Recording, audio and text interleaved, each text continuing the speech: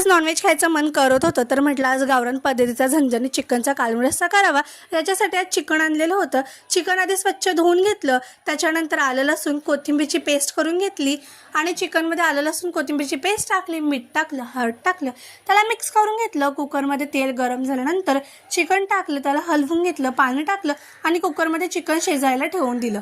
नंतर तव्यावर खोबरं, कांदा, 2 टोमॅटो आणि लसूण लाल होईपर्यंत भाजून घेतलं, त्याला मिक्सरला वाटून त्याचं वाटण करून घेतलं।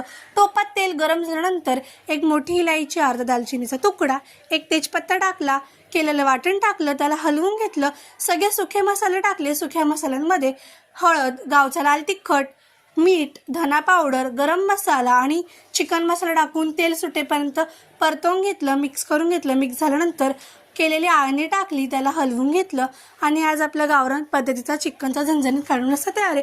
तुम्हाला ही रेसिपी कशी वाटली कमेंटमध्ये नक्की सांगा। लाईक करा, सबस्क्राईब करा, शेअर करा। धन्यवाद।